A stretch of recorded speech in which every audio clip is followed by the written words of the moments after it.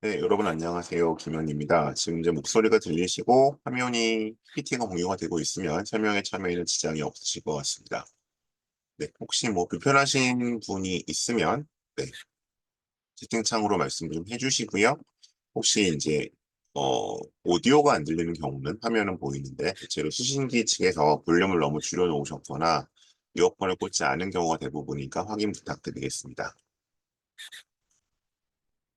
네, 그러면 진행을 하겠습니다. 오늘 스카이 스펙과 면접의 모든 것, 전형별 스펙과 면접을 살펴보고 있는 설명이고요. 첫 번째 1월 달에 연세대 고려대 계열 적합형, 2월 달에 연세대 활동 우수형에 의해서 오늘은 서울대 일반 전형에 대해서 말씀드리도록 하겠습니다. 자, 오늘은 뭐 대부분 제 밴드나 단톡방들 들어오셨을 것이기 때문에 따로 여기서 개인적 소개를 드리지는 않겠습니다.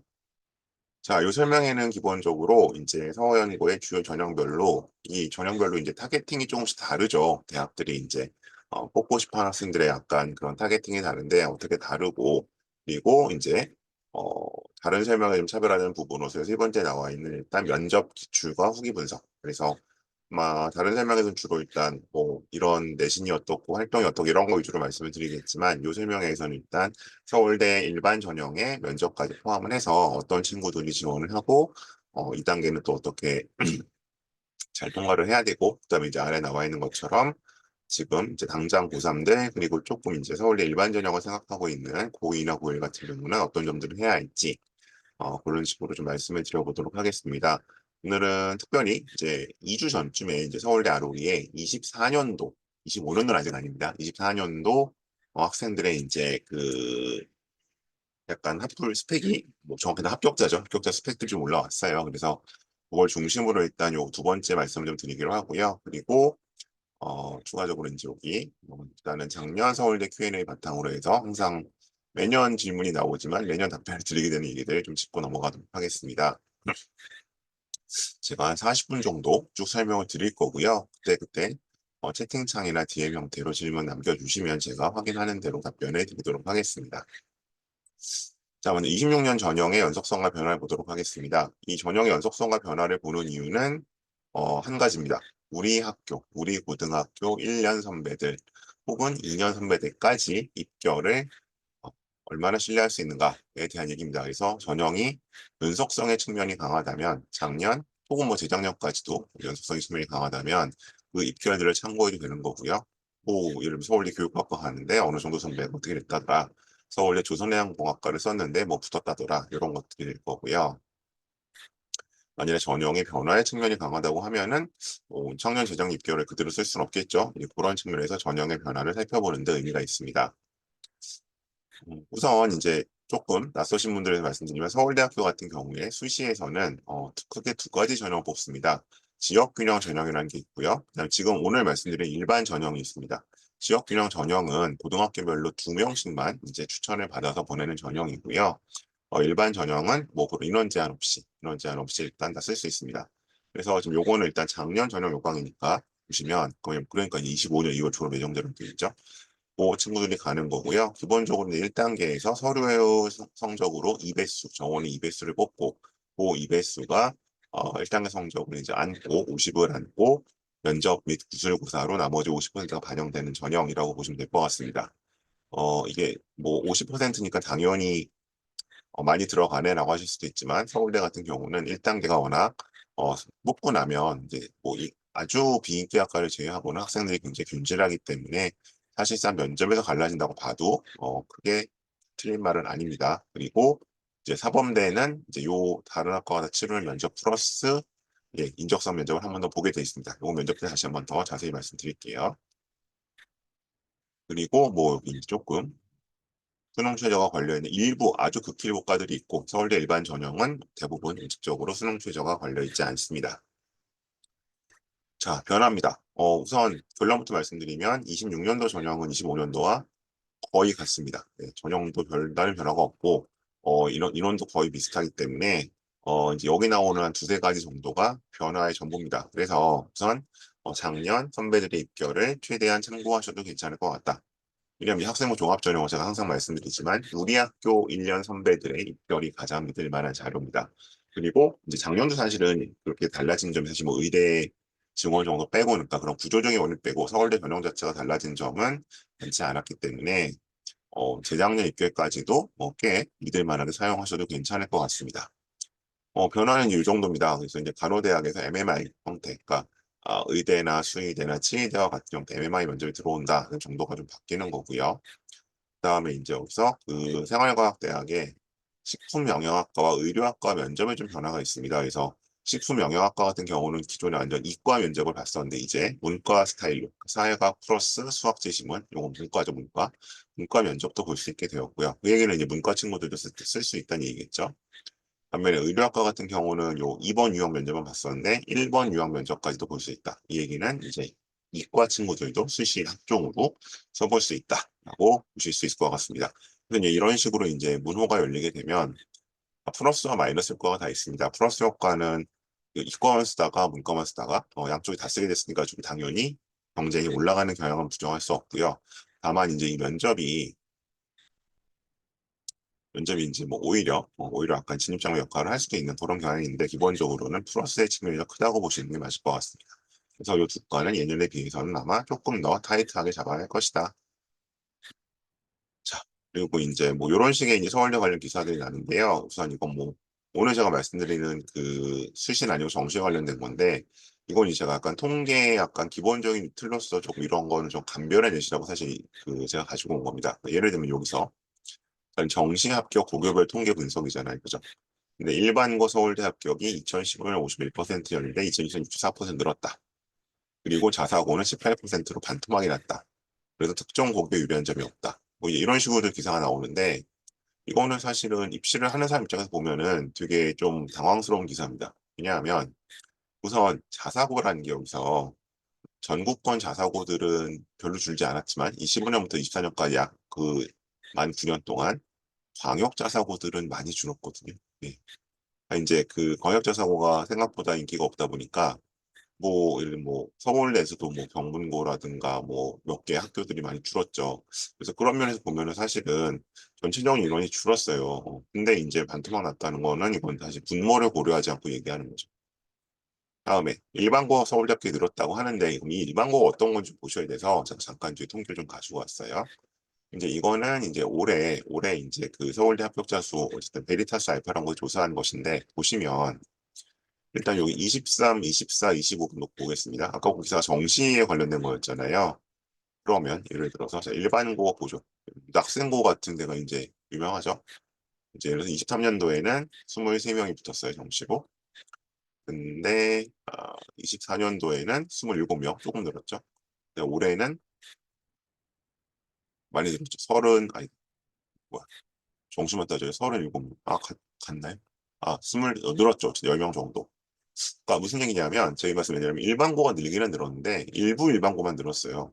그래서 이거를 이제 일반고에서도 그러면 정시로 서울대 가는 게 다 유리해졌구나가 아니고 원래 이제 정시로 대학을 잘 가던 소위 말하는 학군지 애들이 잘 가는 거지 모든 일반고에 적용되는 것은 아니다. 네, 그거를 좀 생각해 주셨으면 좋겠습니다. 어쨌든 근데 이 표는 사실은 이제 제가 드리던 말씀도 오늘 좀 걸려 있는데 기본적으로 합격자 수가 좀 평준화됐습니다. 그러니까 무슨 얘기냐면 저희가 오늘 수시 얘기를 하는 거잖아요. 그래서 수시만 한번 살펴보면 그래서 이제 외대부고 같은 경우 보면 지금 올해 여기 26명 붙었죠, 수시에서. 그다음에 작년에 28명이 붙었었고 그 전에는 24명. 뭐 여기 외대부고는 좀 비슷하게 갔죠. 그리고 근데 대원외고 같은 경우는 수시로만 보면 올해 30명, 작년에 좀 못 봤을 거예요. 작년에 못 봤고 24명, 28명. 그다음에 여기 뭐 휴먼 학생 세화는 뭐 어차피 수시로 가는 학교인데 세화고 같은 경우 하나고 같은 경우 보면은 어 수시만 따져야 되니까요. 하나고 22명, 여기 31명, 42명 많이 줄었죠. 그래서 이제 이 수시형 학교들을 보면 어쨌든 하나고나 외대부고부터 1, 2등을 다투는 학교들인데 상대적으로 보통 저희가 이제 A급으로 분류했었던 이런 학교들이 30명 이상 기준이었거든요. 수시에서만. 근데 이제 이런 학교들이 거의 사라졌죠. 뭐 외대부고 대원은 거의 걸치긴 했지만. 그래서 30명 이상 학교들은 좀 떨어졌고 상대적으로 이제 제가 항상 2구로 말씀드렸던 4명 미만 학교들은 좀 올라왔어요. 예를 들면 그래서 이 표를 뒤로 넘겨보면 이 수시만 갖고 다시 온 건데 이 표로 보는 게 나을 뻔했네요. 어쨌든 수시가 전반적으로 이제 많이 받았다 좀 줄었죠. 데일도 줄었고 명단거고들은 전반적으로 좀 줄었는데 24년이 들면서 근데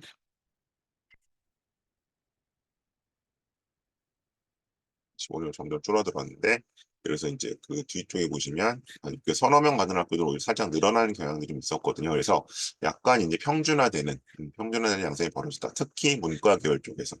예를 들면 이제 여기 제가 뭐 부유 레고라든가 뭐 서울 레고라든가 이런 것들은 사실은 서너 명, 두세 명 이런 데 가는 학교거든요. 뭐 경남 레고도 꽤 많이 갔고 인천 레고도 많이 갔고요. 그래서 이렇게 좀 늘어나는 추세를 보이고 있어서 약간 평준화된 양상을 보이고는 있다. 이렇게 보면서 나오던 것처럼 상대적으로 서울대를 보는 학교도 많이 가고 있다. 근데 이제 그래도 문제는 뭐예요? 보시면 일반 전형 기준 보자면 원서를 내는 학교는 1,500개가 넘는데 합격하는 학교는 300여 개, 그러니까 4분의 1 정도만 가는 거죠. 전체 지원 학교 4분의 3 정도는 합격자를 내지 못하고 있다. 즉 붙었던 곳에서만 간단히 붙는다는 얘기고요. 그래서 이게 약간 무슨 연좌제는 아니지만 우리 학교에서 서울대를 몇 명이나 갔느냐가 결국 서울대가 그 학교의 어떤 레벨을 평가하는 요소이기 때문에 선배들의 입결을 무시할 수 없다는 말씀드리는 거예요. 그래서 전체로 봤을 때도 한 900여 개 정도 간다. 지금까지 포함하더라도. 자, 그러면 이제 오늘 아무래도 제일 궁금하실 수 있는 학불 패턴 얘기로 좀 가보도록 하겠습니다. 자, 요거는 제가 만든 자료가 아니고 이제 작년도에 휘문고등학교 그 부장 선생님께서 뭐 유튜브 설명에서 말씀하신 내용을 제가 가지고 왔어요. 자, 이건 이제 9등급제에서 가는 거죠. 그래서 이제 여기서 어떤 식으로 쓰는지 좀 전략들을 보셔야 되는데, 일단 큰 틀은 결국 내신이 결정한다. 학종이긴 하지만 그렇게 말씀드리는 거고요. 이제 문과 같은 경우에는 1등급 때. 이게 강남 일반고라고 하면 이거 좀 편차는 있는데, 대체로 저희가 이제 강남 일반고 같은 경우는 D그룹 정도로 판단을 합니다. D그룹 정도. 그래서 1등급 대에서 서울대 일반 전형을 쓴다. 그리고 이제 2등급 초반까지는 서울대 연세대 비인기학과를 써볼 수 있다. 써볼 수 있다는 걸 된다는 얘기는 아닙니다. 그러면 이게 이제 지금 5등급제로 바뀌는 하에서는 이 등급이 감이 안 오실 테니까 1등급제는 상위 4%라고 생각하시면 되고요. 내신 기준. 그다음 2등급 초반은 뭐 한 상위 6, 7%라고 보시면 되겠죠. 이 정도. 어쨌든 강남권에서 D그룹 학교에서 이 정도 안에 들어왔을 때 서울대 일반 전형 쓸 수 있고 근데 2등급 초반이 쓰는데 여기 뭐라 모의고사 성적 우수한다는 건 무슨 얘기예요? 아 뭔가 모의고사로도 서울대 연고대를 바라볼 수 있을 때란 얘기니까 사실 2등급 초반은 위험하다는 얘기죠. 어디서도 D그룹에서도. 그래서 이런 식으로 일단 내신대로 약간 큰 레인지는 아무래도 잡힐 수밖에 없고요. 저는 이제 상대적 내신이 덜 중요하다고 말씀드리는 편입니다만 그리고 이과 같은 경우에는 지워야 되는데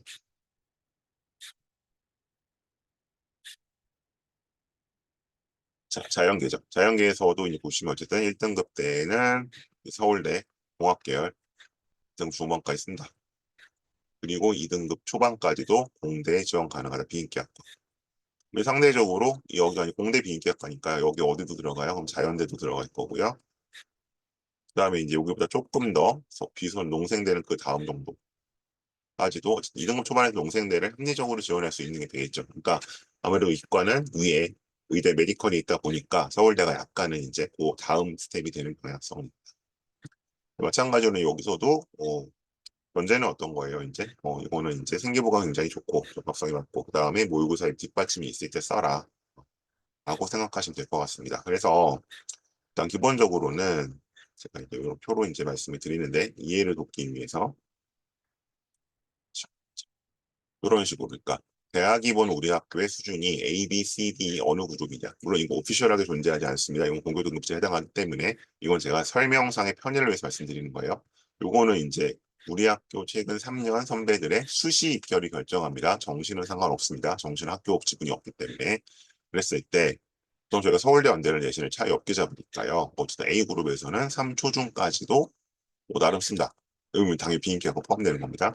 B그룹에서는 이게 한 2중호 정도로 줄어들고 C그룹에서는 2 안팎으로 줄어들고 뭐 2초까지 좀 잡을 수는 있대요. 어쨌든 이 안팎. 그 다음에 D그룹에서는 1중, 1후, 그 다음에 2그룹에서는 1중 정도 가지고 좀 타이트하게 잡아야 한다. 라고 말씀드리는 겁니다. 그래서 1차적으로는 이 생활기록부에서 물론 다른 활동으로 내신에 0.34 정도 바뀌긴 하지만 일단 이 정도 레인지 안에 들어와야 한다. 그래서 실제로 단대국어에서도 이런 식으로 학생들이 어떻게 진학했는지 좀 보여주죠.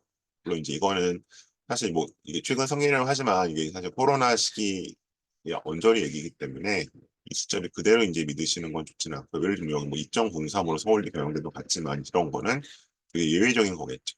이런 것들은 되게 예외적인 거다라고 보셔야 될 것 같습니다. 그리고 이제 이것 자체도 아마 약간 인원이 줄어들기 전이라고 보셔야 될 것 같고요. 그래서 이제 기본적으로 기억하실 거는 이 정도 레인지 안에 일단 학생이 들어와야 한다. 자, 그래서 이제 제가 말씀드린 게 뭐냐 하면 이 대학 어디가의 이 숫자를 믿으시면 안 된다는 거예요. 그러니까 이게 무슨 사실이 아니라는 게 아니라 사실이지만 진실은 아닌 거죠. 왜? 이게 어느 고등학교에 1.4고 3점인지 모르는 거죠. 예를 들어서 마침 또 그런 사례가 나와 있네요.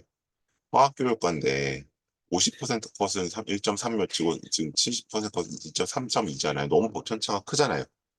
그래서 뭐 예를 들면 우리 학생이 그냥 완전 생 일반고 2.5인데 여기 70%고 3점이니까 제가 써도 되는 거 아니에요는 아니라는 겁니다. 네. 그런 건 있을 수 없다. 마찬가지겠죠. 에너지연구학과 3.3. 그럼 이게 그냥 일반고 컷은 아니겠죠. 그죠? 최소한 전사고 컷일 거잖아요. 그러니까 이제 이런 식으로 이 입결은 어느 고등학교 유형의 입결인지 알 수가 없기 때문에 이걸 액면 그대로 해석하셔서는 굉장히 곤란하다라고 말씀드리는 겁니다. 그래서 우리 학교 1년, 특히 뭐 서울대 같은 경우는 최근에는 어쨌든 2년까지 선배들이 어느 정도로 어디를 붙었고 떨어졌고 일단 내신 때 좀 파악해 보실 필요가 있겠죠.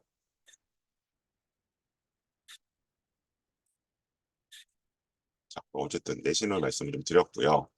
자, 지금부터는 이제 그 아로리라는 곳에 공개된 자료들을 좀 보도록 하겠습니다. 아까 이 자료는 뭐냐 하면 뭐 제 학생들 걸 가져온 게 아니고요.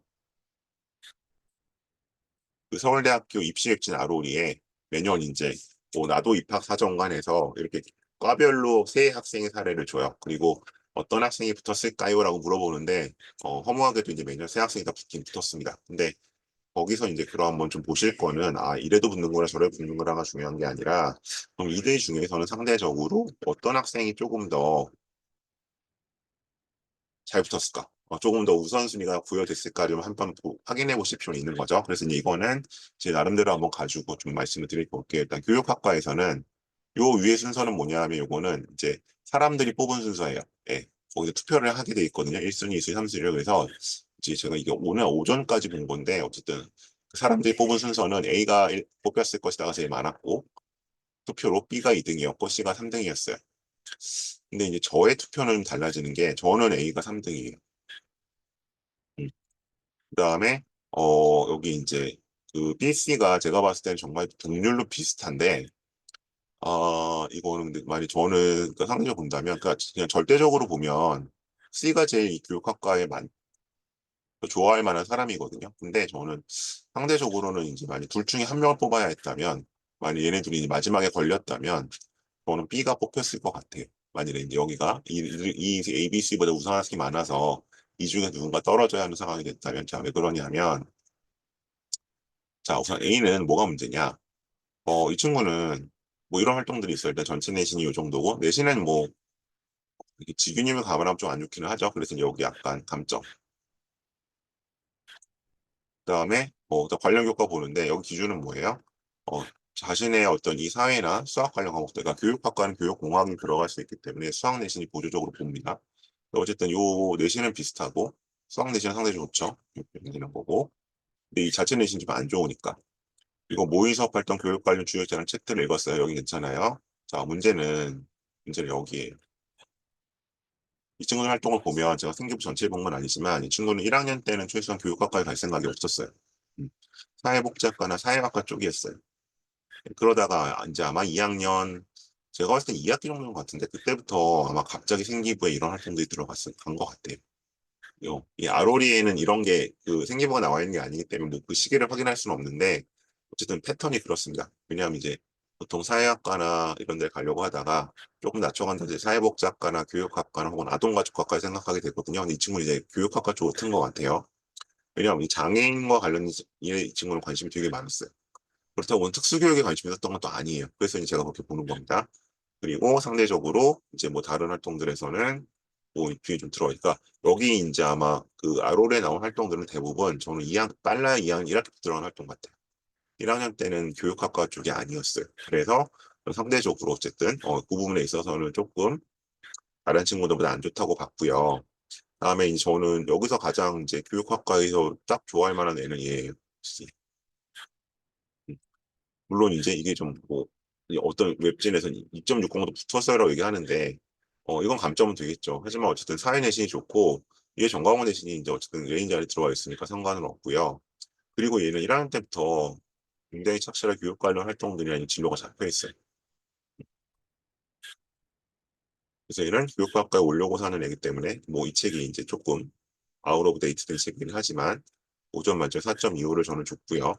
얘는 수학 내신 빼고는 전체 내신 요두 군데 빼고는 별로 감점이 발생을 안 해요. 자, 그리고 이제 좀 특이한 친구는 B예요. 얘는 이과예요. 교육학과가 대체 문과에서 가는데 얘는 이과에서 들어왔고요. 이과에서 와도 뭐 보통 뭐 물리교육, 화학교육, 수학교육 이런 데 가느냐 그냥 교육학과를 들어온 좀 드문 경우예요. 그리고 근데 얘도 좀 그러니까 이 사회 내시는 감점이죠. 자기 내 전체 내시보다 안 좋으니까. 모의 수업을 했었고, 뭐 교육경영 이런 보조공학 기기 만들었던 거 좀 특이하고, 이걸 문과애들이 이거 못하잖아요, 그죠? 그리고 이제 뭐 멘토멘트나 스터디 그룹 같은 거 독서도 꽤 했어요. 그래서 저는 어떤 교육학과가 이제 이 전형으로 한 명을 뽑는 게 아니잖아요. 대학이라는 게 어쨌든 최소한 8, 9명 뽑는다고 보면 B 같은 애들만 뽑을 수는 없겠지만 여러 명을 뽑는다면 저는 B를 꼭 한 명 뽑을 것 같아요. 그냥 포트폴리오적 구성에 있어서. 지금 그런 면에서 보자면 뭐 여기서 막 그런 경쟁력으로 교육과 경쟁력 봤을 때 B가 매력적일 수 있고 C는 당연히 뽑힐 친구인 것 같고 A는 만약 이제 정말 요 상태에서 오래 뽑혔다면 이 친구는 운이 따른 거죠. 상대적으로 이제 교육학과에 A보다 경쟁력 친구가 좀 없기 때문이 아닐까라고 생각을 해요. 상대적으로 어쨌든 요새 문과가 풀이 점점 그 얕아지는 부관치는 않을 것 같습니다. 그러니까 저는 사실 이 친구가 왔으면 A가 왔으면 만약 저한테 컨설팅을 왔으면 저는 자신 없다고 말했을 것 같아요. 네. 예년 기준 봤을 때 B나 C는 된다고 말했을 것 같고요. 자, 다음.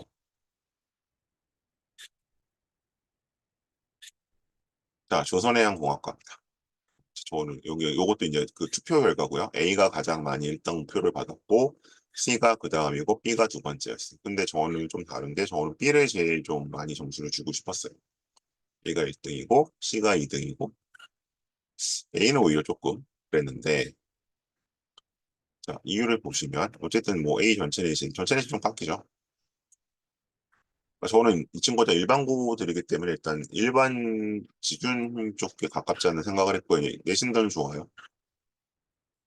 자, AI 로봇 못하는 로봇 체험을 했었고, 디플로이과 성공을 배죠. 이 친구는 좀 문제는 뭐냐면, 열심히 잘 살았고, 뭐 이런 거 많이 했어요. 근데 문제는 뭐냐, 여기서 조선도 볼 수가 없고, 해양도 못 보겠어요. 일단 거기 드러난 자료로. 그러니까 이제 뭐 이게 당연히 무슨, 그, 어디 조선소에서 사람을 뽑는 건 아니지만, 직업점을 뽑는 건 아니지만, 조선이나 해양 관련된 거기는 거의 없거든요. 디플로이과 정도? 거의 없어서 물론 이제 이런 뭐 자율주행이나 뭐 이런 거 알고리즘들이 당연히 어쨌든 간접적으로 관련이 있겠지만 이건 꼭 뭐 조선해양과 관련된 내용만은 아니잖아요. 그래서 좀 상대적으로 좀 매력이 적게 느껴졌고요. 그다음에 이제 오른쪽 BC로 가게 되면은 이제 이 중에서 상대적으로 가장 조선해양공학과스러운 친구는 이 친구예요. C. 그래서 뭐 근데 이제 화학 내신은 안 좋은 경우는 감점 생길 것 같고 그래서 이제 뭐 로켓 동아리 들어갔고 수중 파탐지 무인 탐사정이 열려 뭐 이런 거 딱 보면 어쨌든 주선해양 수학점이죠. 그리고 뭐 책들도 많이 봤고 잘 읽었고 근데 이제 이 친구는 뭐 다른 이런 진로적인 면에서 문제가 별로 없는데 이제 과학 예술을 깎이는 거 그다음에 생각보다 이제 의외로 여기서 했던 학술 역량 중에선 진로 역량이고 정작 진로 역량 활동 쪽에서 뭐가 좀 없어요. 그런 거에 좀 감점이 의외로 발생을 했고 여기서 좀 의외로 생겼고 B라는 친구는 봤을 때 어쨌든 수학 안쪽에서 파악했죠. 근데 이제 얘는 좀 특이한 게 뭐냐면 그 얘도 뭐 조선해양과 아주 직접적이진 않은데 예를 들어 뭐 이런 자율주행이라든가 연료와 관련된 에너지와 관련된 거나 이런 면에서 내연기관 관련된 거에서 어쨌든 관련된 면이 있고 그다음에 이런 것들 들었을 때 이 활동이 전 되게 인상적이었거든요. 이게 아마 그 얘 이제 유연학 프로그램 애들만 이렇게 세트게 있지 않았나 싶은데 그런 면에서는 이제 되게 관심 있는 친구다. 그리고 이제 알고리즘 같은 것도 뭐 우리가 그냥 이거는 뭐 컴퓨터 쪽 아니야? 아니, 소프트웨어 쪽 아니야? 하실 수도 있지만 이쪽으로 좀 약간 기본적으로 활동들이 있고 해서 저는 상대적으로 봤을 때는 그러니까 진로 영역만 놓고 보면 C가 더 우월한데 두 가지를 복합적으로 봤을 때는 B가 더 영향이 있는 친구로 보였다, 어울리는 친구로 보였다. 라는 지금 저의 주관적인 해석입니다. 이렇게 세 친구는 분석할 수 있고요. 자, 다음 첨단 융합학부로 한번 가보죠. 자, 일단 전체 레슨들 나와 있고, 투표수는 뭐, 여기는 이제 되게 접전이었어요. 뭐, 지금 저녁 결과도 다르실 수도 있는데, 여기 B, C, A의 수로 나와 있었는데, 저는 C를 제일 1등을 줬고요. 그 다음에 B, 그 다음에 A였어요. 자, 여러분, 첨단 융합학부는 크게 안에 4개 정도의 이제 세부 트랙이 있어요. 들어가서 이제 그 트랙 전공을 좀 가도록 되어 있는데, 일단 그 전공에 얼마나 맞춰 설계됐느냐가 좀 중요했던 것 같아요. 그래서 이제 일단 왼쪽 친구가 뭐 1등부터 볼까? 1등, 2등, 1등 같은 경우, 1등, 2등구나. 죄송합니다. 1등, 2등. 그래서 이 친구 같은 경우는 이제 일어날 때 의대 가려고 했던 것 같아요. 그래서 이제 그런 게 좀 보이거든요. 뭐 의료 인공지능도 보이고, 뭐 발열과 어원도 보이고. 근데 이게 첨단 융합학부로 갔을 때, 어, 관련 스펙을 잡힐 수 있는 게 여기가 이제 그 AI 신약이라는 이제 그 관련된 분야가 하나 있거든요. 그런 신약 개발 분야가 있어서 그쪽으로 스펙을 잡힐 수가 있어요.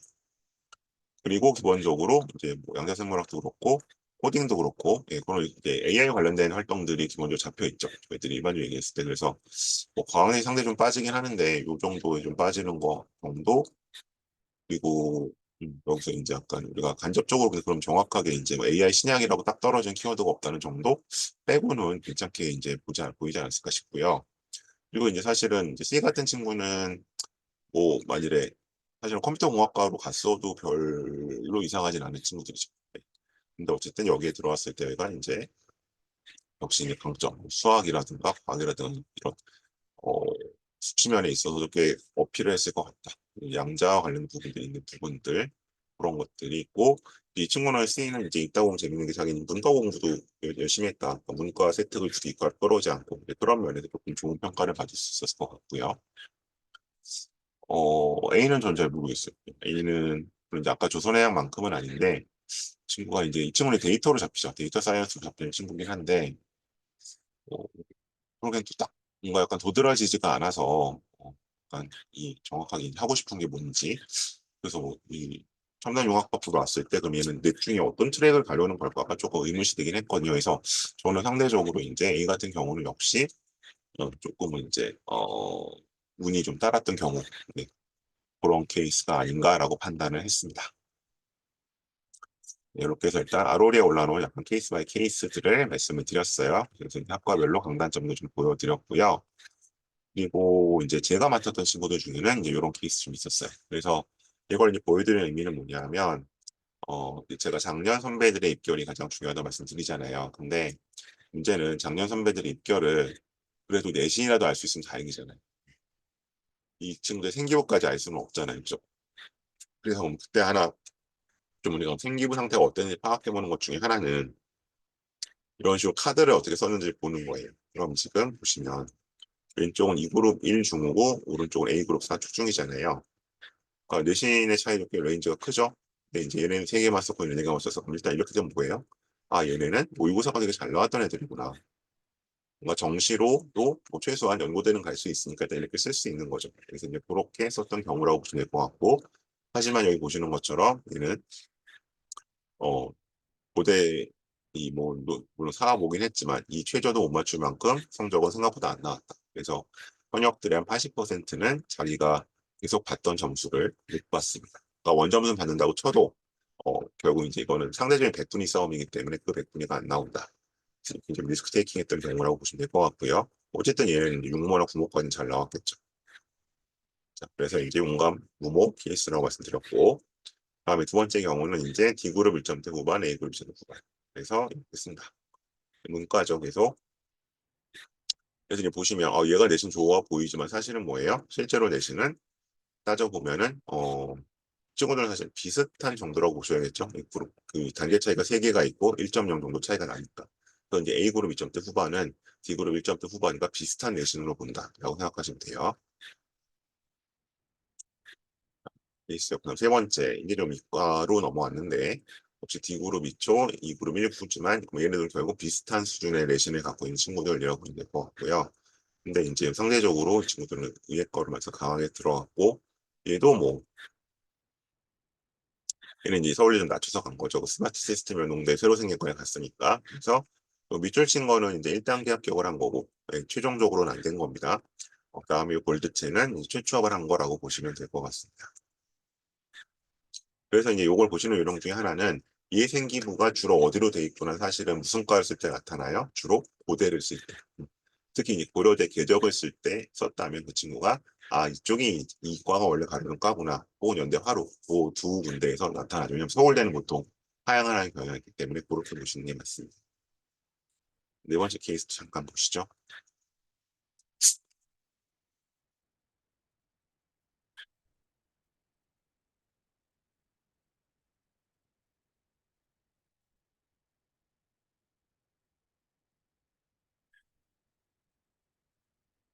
네, 이런 케이스가 있었습니다.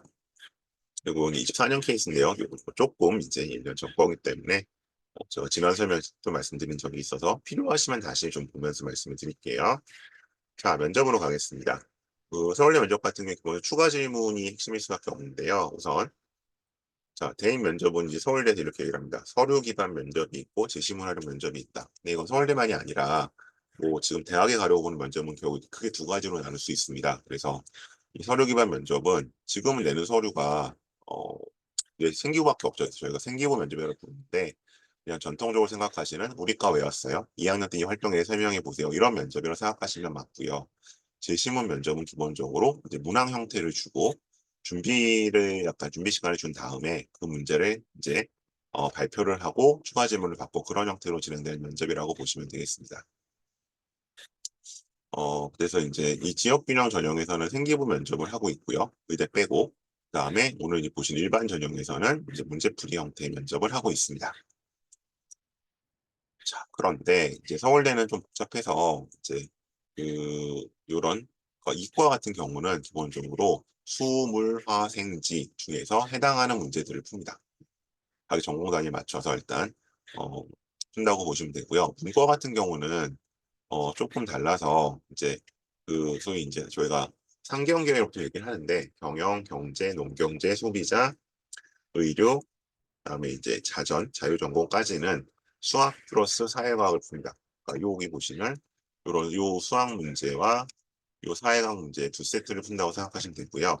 그것을 제외한 나머지 인문사회 계열은 요 사회과학 문제와 요 인문학 문제를 푼다고 보시면 돼요. 그래서 기본적으로 이제 요 인문학과 사회과학 합쳐서 요 두 세트에 30분 준비 시간을 주고 15분 정도 면접이 진행되는 형태입니다.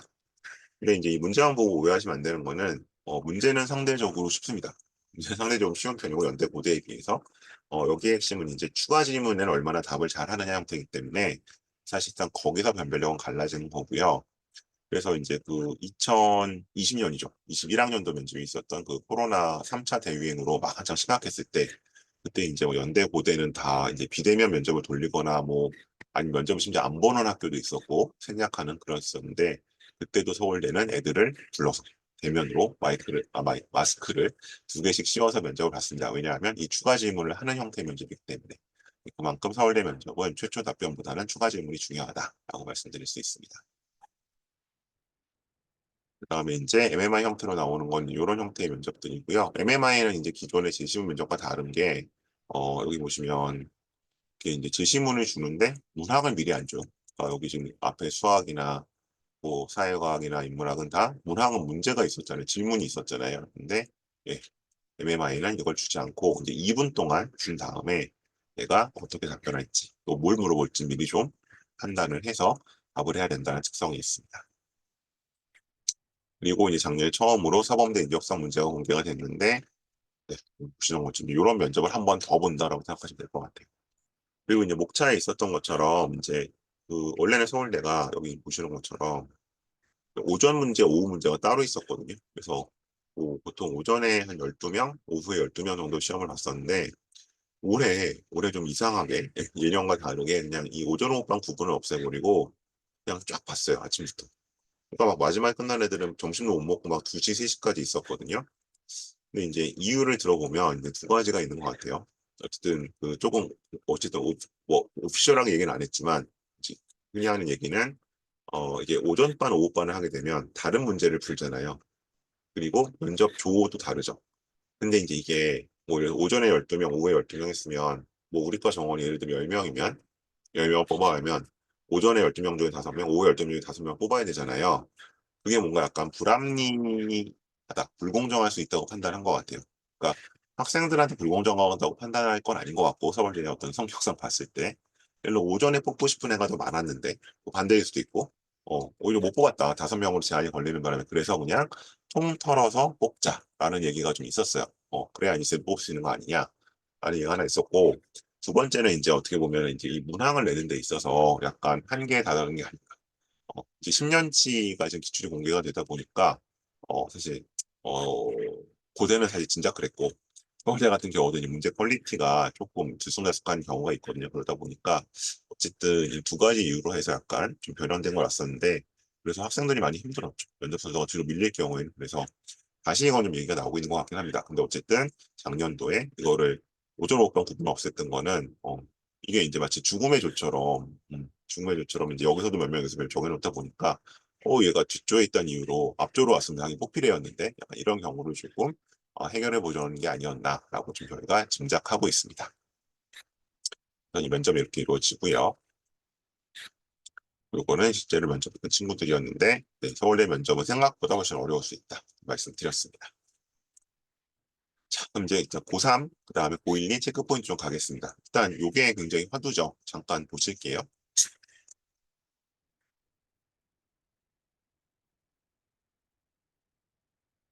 그래서 이제 고3과 고2까지는 요 체계가 유지가 되죠. 현 고1부터는 이걸 좀 이제 단순화시키겠다고 서울대가 예고를 하긴 했었는데 우선 이거는 핵심 과목이냐 권장 과목이냐를 떠나서 이건 다 일단 듣는다고 생각하시는 게 좋을 것 같고요.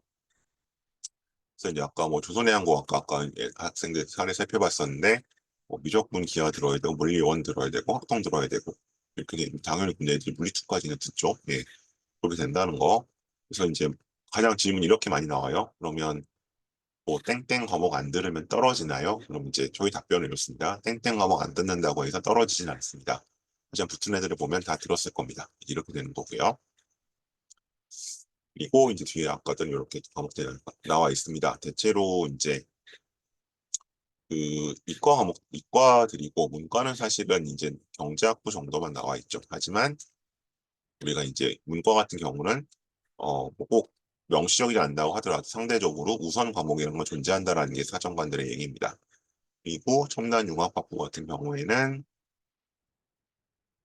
네, 미적분은 들어야 미적분 그다음에 확통 또는 물리원, 화생, 물화생 중에 하나 정도 들어라라고 얘기를 하고 있습니다.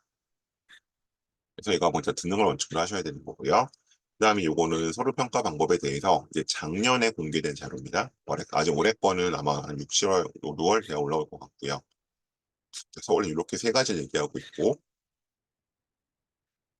자, 여기 이제 한 두 개만 짚고 갈 건데요. 첫 번째, 우수한 학업 역량이 고르게 나타나는 것. 고르게 나타나는 건 두 가지 의미가 있습니다. 모든 과목. 그래서 숫자로 나오는 모든 과목의 내신이 다 들어가는 겁니다.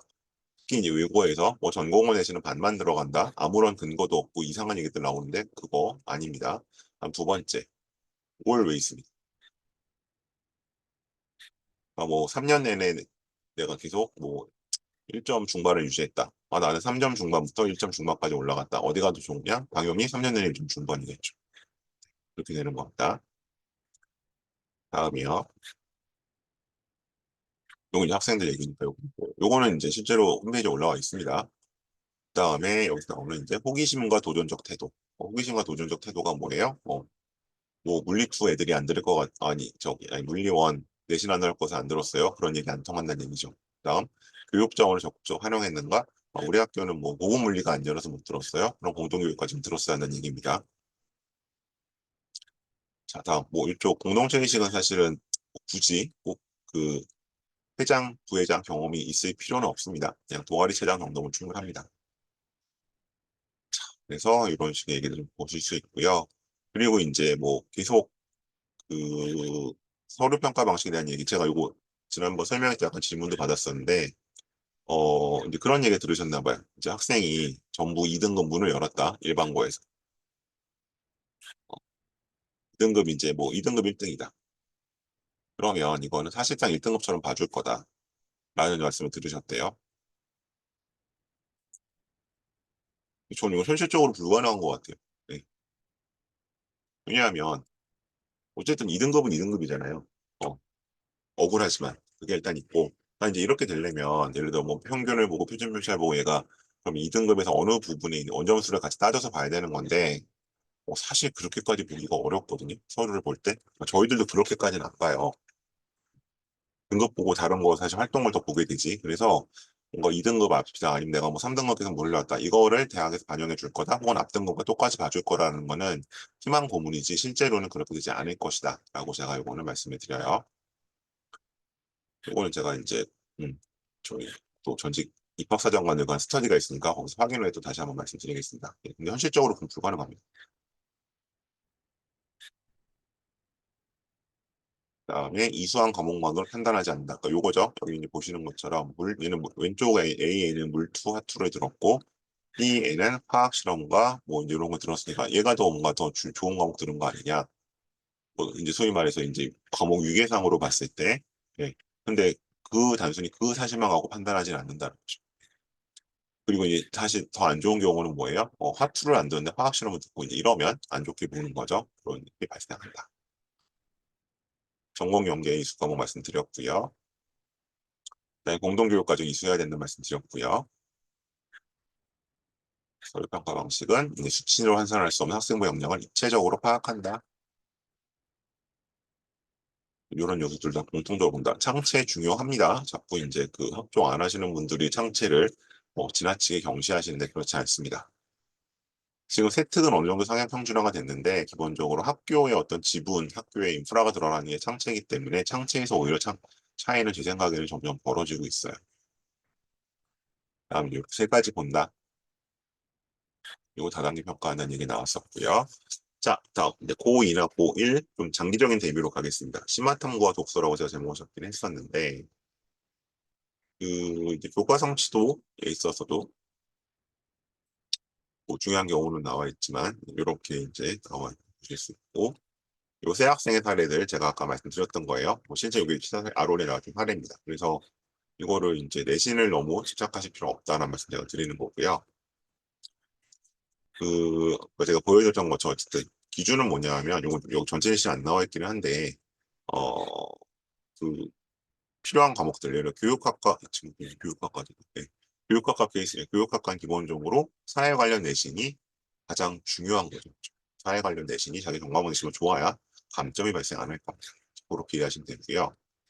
그다음 요거는 Q&A인데 요거는 사실은 22학년도인가 23학년도 거예요. 왜냐면 그 다음에 다시 이제 서울대가 이런 식으로 포맷을 안 만들어서 제가 그때 걸 쓰고 있습니다. 자, 서울대는 교과 없습니다. 그러니까 서울대 일반 전형이든 지역 균형 전형 둘 다 종합 전형이고요. 그래서 이제 일반고 입장에서는 고민이 좀 생기실 때가 있죠. 왜냐하면 보통 지규는 어쨌든 1.2대까지, 그러니까 1.3 이내까지가 보통 일반적인 내신들 애들이 갖고 있기 때문에 1.3이 초과되면 좀 고민이 되죠. 이걸로 지규를 써도 될까? 근데 그때는 이제 기본적으로 서류 역량의 내용을 봐야겠지만 어쨌든 그때는 일반 전형이나 지균이라는 연물은 저는 그 선발 인원을 좀 보셨으면 좋겠어요. 전형별 선발이. 그러니까 여기는 10명, 여기 20명, 뭐 만내 정내 그게 아니라 너네 비율. 보통은 일반 전형대 직윤이 서울대 전체로 보면 3대1 정도예요. 그 정도로 일반 전형을 더 많이 뽑죠. 근데 학과별로 보면 예를 들면 제가 정외과 같은 경우는 일반 전형대 직윤 비율이 아마 제가 기억한 2대1 정도밖에 안 돼요. 그럼 그 얘기는 뭐예요? 여기는 상대적으로 직윤에서 애들을 더 많이 뽑는 거죠. 그 얘기는 일반고 애들을 더 선호한다는 얘기입니다. 그렇죠? 그러니까 우리 정외과 맞죠? 외국 국제고를 다 알 것 같은데 그렇지가 않다는 거예요. 근데 이제 반대로 경제학부 같은 경우는 일반대 직윤이 제가 기억하기로는 4대1 정도 돼요. 4대1 넘을걸요. 5대1까지 거의 갈 텐데 여기는 상대적으로 뭐예요? 뭐 꼭 그런 건 아니지만 여기는 어쨌든 일반 전형에서는 특목고 전사고 친구들이 더 유리할 경우가 많으니까 그쪽 친구들은 더 그런 약간 성향들을 선호한다는 거죠. 그래서 이걸 보고 판단하셔야 될 것 같아요. 과에 따라서 뭐 직윤을 아예 안 뽑거나 뭐 이런 과들도 있거든요. 예, 그래서 그렇게 판단하시면 좋겠다. 그러니까 그 언론 정보는 직윤이 없죠. 모집 단위별 반영 교과가 정해져 있나요? 자, 이 두 가지 얘기입니다. 학교 생활 기록부의 모든 교과 성적을 평가에 활용합니다. 뭐 제2국어 반만 들어간다 그런 거 없습니다. 다만 뭐예요? 한 번 더 체크하는 과목. 아까 이제 핵심 권장 과목, 이수 권장 과목처럼 그런 건 있다. 서류 교과서 산출한 방식이 있나요? 정량화하지 않는다. 그래서 서울대 항상 얘기하죠. 뭐 1.17이 1.19보다 항상 우수하다고 얘기할 수는 없다. 성적이 꼭 향상되면 좋은 평가를 받는 이 질문은 매년 받는데요. 우리 아이가 상승세인데요. 유리하지 않을까요? 전체 내신이 똑같다면 유리하겠죠. 어떤 친구가 성적이 뭐 예를 들면 321로 상승했어요. 평균 얼마요? 2점. 어떤 친구는 계속 1.5를 3년 동안 받았어요. 얘는 1.5점. 근데 그럼 3년 평균 1.5, 꾸준히 1.5 받은 애보다 상승세의 2를 더 유리하게 받아? 이 1.5 입장에서 말도 안 되는 얘기잖아요. 이해하시면 됩니다. 소수 인원으로 구성된 과목을 이수해서 석사 등 자질을 평가에 불리한가요? 무조건 불리한 것은 아닙니다. 그럼 이 얘기는 뭐죠? 사실은 불리하죠. 네. 그래서 이제 이러면 이제 보겠죠. 얘가 내신이 좀 떨어졌는데 이 과목이 뭐 예를 111 어려 갑자기 3, 4가 있어. 왜 그랬을까? 뭐 이렇게 이제 참고를 해줄 수는 있지만 어쨌든 인원이 적든 많든 그것도 111 받은 애가 더 유리하겠죠. 상대 평가하기 때문에 그렇게 되는 겁니다. 자, 동아리 활동은 지원 모집 단위와 일치가 유리한가요? 네, 그렇지 않습니다. 라고 합니다. 하지만 활동하는 데 있어서는 일치해야 편합니다. 얘가 예를 들어 의예과를 가고 싶은데 명찰신문 많이 들어갔다. 그럼 거기서 일부러 명찰신문 그 기사 아이템을 의예과로 잡아서 써야 되는 거잖아요. 그것보다는 의생명 동아리 가서 실험하는 게 훨씬 유리하긴 하죠. 그건 부정할 수는 없습니다. 자, 다음에 수행평가가 갑자기 이제 좀 화두가 되고 있는데, 이건 지금 1학년 해당하는 얘기입니다. 그래서 이제 28년 안에서 이렇게 뭐 과학과 사회과 수학, 수행평가를 좀 강화하겠다. 이게 너무 갑자기 나온 얘기는 아니고요. 사실은 원래 중요했어요, 수행평가. 그래서 지금 여기 보시는 거는 이제 생활기록부 기재 매뉴얼인데, 어떻게 써 있습니까? 세부 능력 및 특기 사항은 학생 참여형 수업 및 수업과 연계된 수행평가 등에서 관찰한 내용 입력한다. 수행평가로 입력한다고 되어 있잖아요. 그죠? 그러니까 이 소위 세트 500자는 보통 수행평가 2개로 채워지거든요. 그래서 이미 수행평가는 중요했었다라는 거 말씀드리는 거고요. 이 수행평가라는 것은 이런 유형으로 이루어진다. 그래서 이제 뭐 제가 지금 정기 관리하고 친구들은 뭐 수학 수행 나왔어요. 뭐 기가에서 뭐 하래요. 이런 계속 이제 하루에도 카톡이 오는데 이런 수행평가들이 지금 이미 시작이 되고 있고요. 조에 그래서 이제 지금 이런 식으로 조금 오래 달라진 내용입니다. 요거는 제가 생기부 매뉴얼 한번 다시 한번 정리해서 말씀드릴 필요가 있을 것 같아요. 요거는 팩트체크 설명회 한번 다시 하기로 하고요. 그래서 이런 식으로 이제 요건 외대부고 자료인데 외대부고 작년 통합과학 자료입니다. GPA 30, 수행평가 70, 무료 수행평가를 4번이나 시키죠. 근데 이제 중요한 건 뭐다? 이게 이제 통합과학이다 보니까 1순위가 뭐가 돼요? 실험 보고서 작성이 1순위가 됩니다. 그러면 이과에서 어쨌든 세특과 어쨌든 생기부 전반에서 가장 중요한 활동은 뭐가 되는 거다? 실험이 되는구나라는 거 아실 수 있는 거죠. 그래서 여기 기본적으로 이제 중화적정 실험하도록 되어 있습니다.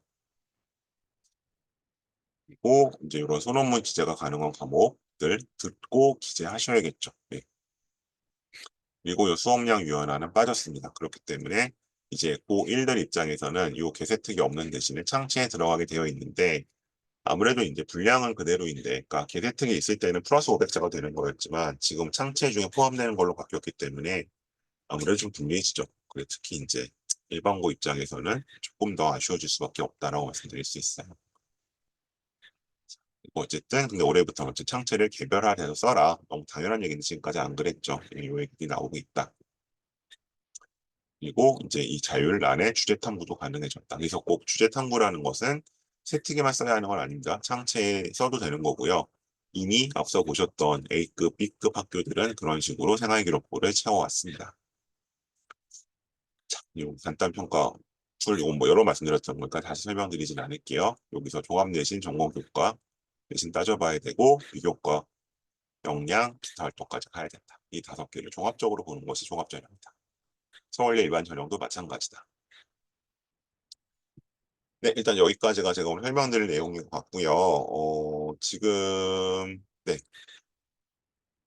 진단 컨설팅은 조금 시기적으로는 지나가고 있습니다. 일단 이번 이제 12월 말 1월 정도까지 가장 많이 했었고, 그래서 요건 이제 아마도 이제 여름 정도에 다시 1학기 내신이 나오면 1, 2학년들은 이제 정말 진단 컨설팅이 진행이 될 거고, 3학년들은 이제 뭐 수시 원서 써야죠. 배치 컨설팅으로 이어질 거고요. 지금 본격적인 내신 기간 전에 아마 대부분 이번 주말이면 내신 학원들이 개강을 할 텐데, 설계 컨설팅은 계속 이루어지고 있습니다. 그래서 살짝 늦은 감은 있지만 일단 본인이 지금 생각하고 있는 플랜 A, 플랜 B에 맞춰서 뭐 이번 학기 그럼 내가 잘 동아리에서는 뭐를 하고 뭐 어쨌든 내가 가려는 과와 관련된 과목 뭐 예를 들어 교육학과라면 뭐 사회 과목들 쪽에서는 무슨 활동을 하고 이제 아이템과 1차적인 소스까지 정하는 거 이렇게 이루어지는 거고요. 요건 이제 1, 2학년들이 주로 이제 그렇게 2, 3학년들 진행되고 예비 고1은 제가 이제 그런 말씀 가장 많이 들어요. 1학년 일단 성적이 나와야 컨설팅을 하는 거 아니냐. 근데 그때는 일단 주어진 걸로 시작을 하는 거고요. 근데 제가 계속 말씀드리지만 인기학과는 이제 보통 뭐 메디컬 계열이라든가 공대에서 인기학과 계열, 그래서 어쨌든 이제 뭐 컴퓨터나 이제 AI 계열 학과들은 애들이 5학기 생기부를 채워서 들어오거든요. 1학기부터. 근데 나 혼자 이제 내신 나오는 거 봤다가 내신 잘 나왔으니까 2학년 1학기부터 이쪽으로 활동 넣어야지라고 하면 같은 대학 레벨에서 당연히 밀리겠죠. 5학기치를 일단 양쪽으로 들고 오느냐 3학기치만 갖고 있느냐. 그래서 내신을 일단 잘 나온다는 전제에서 어, 인기학과 쪽으로 1학년 1학기 생기 활동을 해야 되는 거고요. 만일 내신 떨어지면 그때부터는 이제 약간 거기에 맞춰서 플랜 B로 가야겠죠. 그게 맞는 겁니다. 그렇게 대학 교사는 지금 1학년 입장에서도 지금 컨설팅은 충분히 유의미하고 가치가 있다. 나중에는 컨설팅이라는 건 이제 언제 받아야 되는지 물어보시는데 아니 딱 한 번만 받을 거다 내가 입시에서 그러면 이건 정시에 받으셔야죠. 정시는 컨설팅을 안 하고 가면 손해를 많이 볼 수도 있거든요. 특히 이게 어차피 학교에서 입결이 있는 것도 한계가 있기 때문에 하는 거고 2번을 받겠다고 하시면 그때 이제 고3 수능 끝나고 정시 한 번, 그다음에 고3 여름 끝나고 수시 컨설팅. 뭐 수시를 쓸지 말지부터 시작을 해서 어디 쓸지까지 다 정해지는 그거 그렇게 2번을 받으시는 거예요. 예. 근데 이제 그거 말고 컨설팅은 더 받을 생각이 있다. 어쨌든 입시에 있어서 도움을 받겠다라고 하시면 그거는 사실은 고등학교 정해질 때부터 받으시는 게 좋고 보통 6개월 단위로 한 번쯤 점검을 하고 가시는 게 맞습니다. 음. 그러니까 그 비용이 절대로 속된 말로 예, 본전을 못 찾으시지 않아요. 다른 특히 국영수 교과학이랑 비교했을 때. 그래서 그렇게 일단 말씀드리고요. 그리고 요거는 제가 정기관리 프로그램인데 저는 정기관리를 그냥 제가 직접 다 하기 때문에 요 B심화 프로그램 제가 10명만 받거든요. 근데 지금 어제까지 지금 이거는 뭐 약간 거짓말 같지만 진짜 한 잔이 남았습니다. 요거 아실 생각이 있으신 분은 빨리 신청해 주시면 좋겠어요. 그리고 그렇지 않으면 여기 보시는 것처럼 아까 제가 기본적으로 말씀드리는 사실 기본적으로는 건 요 정도예요. 1년에 4번 정도. 혹은 뭐 이것도 싫으시면 2번 정도. 계속 점검 진단 정도 계속 받고 가시면 좋을 것 같아요. 그리고 요건 제가 지난 설날 진행했던 수행평가 어떻게 하는지에 대한 방법은 특강인데 혹시 요 내용을 원하시는 분들은 동영상을 제가 찍어놓은 게 있으니까 네, 당연히 유료입니다. 무료 아니고 유료 강의니까 이건 제 문자로 신청해 주시면 좋겠습니다. 네, 일단 오늘 제가 설명드릴 내용은 이 정도인 것 같고요. PPT를 앞으로 좀 돌려놓고 주시는 질문들 답변 드리도록 하겠습니다. 오늘 일단 뭐 서울대 일반 전형 면접 뭐 이렇게 일단 키워드가 잡히긴 했지만 이것과 또 관련성이 좀 적은 입시 관련된 질문을 무엇이든 주시면 제가 가능한 범위 내에서 답변을 드리도록 하겠습니다. 네, 일단 네, 편하게 질문 주세요. 제가 일단 질문 좀 살펴보겠습니다. 프라이버시 걱정되시면 DM으로 주셔도 괜찮습니다.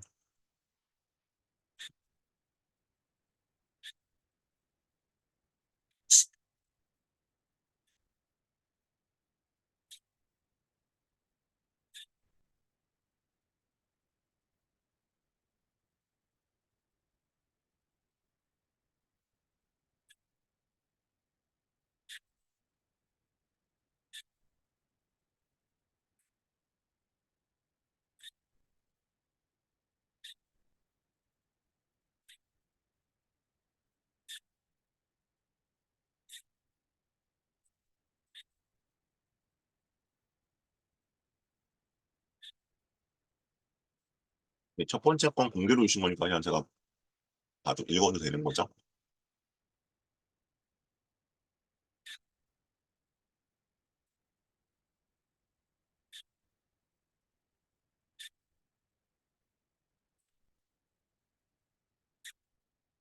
일반 선택만 열리는 예고가 있군요. 네, 저는 개인적으로 이거는 별로 제가 고민을 안 해봤던 부분인데.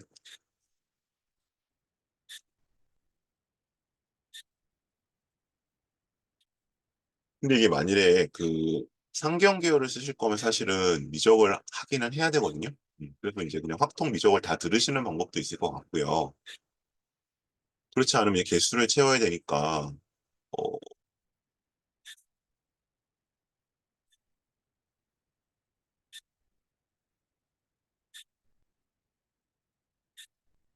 개수를 채워야 되니까 좀 이수를 하셔야 될 것 같은데요. 요거는 근데 제가 또는 역사 계열 희망이시구나. 그럼 미적을 들을 이유가 없긴 없네요. 음, 음.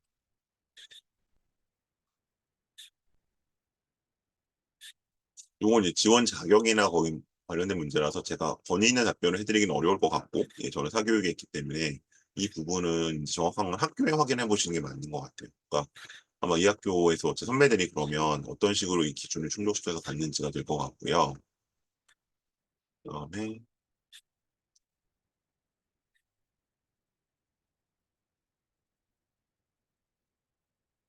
DM을 주셨어요. 자사 특목의 경우 자율이나 진로 활동이 두세 가지 활동이 자세히 적히는 것이 좋으나 일반고 최상의 여러 가지 활동 압축적으로 되는 것이 좋다는 말을 들었는데 어떻게 생각하시나요?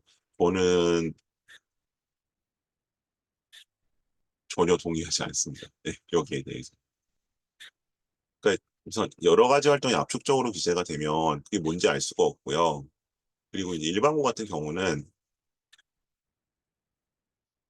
그러니까 생활기록부의 원칙적인 거는 여기 이제 뒤에 잠깐 여기 지나갔는데 오늘 제가 길게 말씀 안 드렸는데 개별하거든요. 근데 일반고는 특히 이제 자율 쪽에나 진로 쪽에 그냥 애들이 전체적으로 한 걸 그냥 다 채워버려요. 뭐 했는지도 알 수 없고 짤막짤막하게 그러면서 막 7개, 8개 넣는데 저는 그런 생기부가 최악이라고 생각하기 때문에 뭐 일반고를 달라질 건 없어요. 아니, 오히려 올해부터 이렇게 나와 있거든요. 학생의 개별적 특성이 드러나도록 입력한다. 개별적 특성이 드러나지 않은 활동 시에 단순한 나의식 임명을 지향한다. 이게 올해 좀 바뀐 내용이에요. 근데 이게 사실은 너무나 당연한 거거든요, 상식적으로. 근데 이게 안 지켜졌어요. 그래서 여기에 따르더라도 지금 주신 거, 최상 일반고 최상 여러 가지 납득 기자인 거 좋다? 네, 동의할 수 없습니다. 우, 서울대 일반전형 공대지방 심층 면접 언제 준비하나요? 그러니까 이거는 일단 여름방학 때 8주 정도 해보셔야 돼요. 이제 그 1학기가 기말 끝나고 뭐 보통 방학은 7월 말에 하는데 한 7월 2, 3주 정도부터 학원들이 개강을 하거든요. 그래서 그때부터 원서 접수 때까지 한 8주가 나와요. 그래서 일단 요거는 이제 학원 기준 했을 때 어쨌든 학원을 해보게 되고 근데 내가 이제 잘한다. 근데 이 잘한다는 기준을 잘 잡아야 되는 게 그때 여름방학 학원에 와 있는 애들은 서울대를 갈 애들이 아니고요. 서울대 지원할 애들이거든요. 그러니까 이제 거기서 최소한 상위권 들어야겠죠. 상중하로 보자면. 왜냐면 그냥 평균보다 높아 이거 갖고는 안 돼요. 거기는 이제 지원한 애들이 되는 애들이 아니잖아요.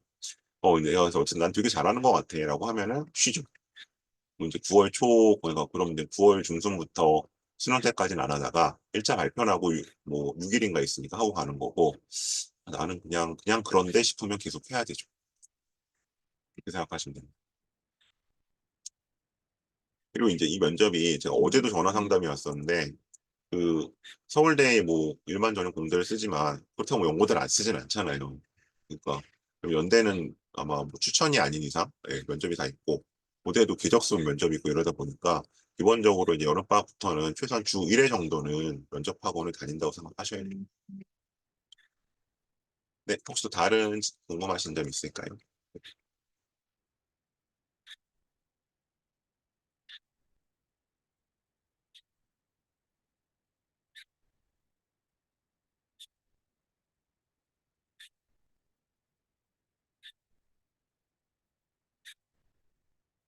이거는 두 가지로 이제 방금 마지막 질문 주신 거, 이건 제가 좀 몇 좀 다른 분들 공유를 좀 할게요. 자, 일반고 출신 서울대 학교에서 생기부를 나요식인 경우는 없는 것이냐? 서울대 학교에서 생기부를 학교에서 보여서 얼핏 봤는데 나요식이더라. 특이한 경우냐? 특이한 경우는 아닐 수도 있어요. 자, 일단 이건 제가 두 가지 답변을 드리면, 얘가 직윤으로 갔는지 일반으로 가셨는지 따져보셔야 돼요. 아마 직윤으로 갔을 거예요. 아마 그런 생기부를 가지고 일반 전형 가서 들기는 쉽지 않았을 것 같고요. 뭐 그냥 제가 경험적으로 말씀을 드리면 두 번째는 우리가 입시를 판단하는 요소는 이거 하나는 아니잖아요, 그죠?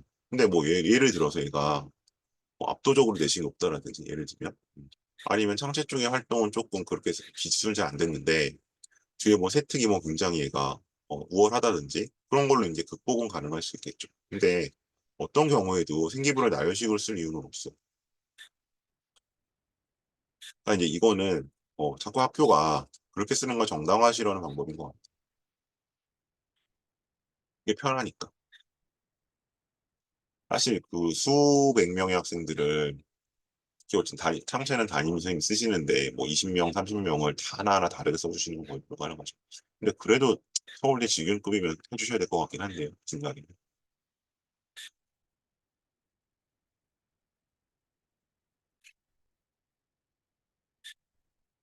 네, 혹시 다른 질문 있으실까요?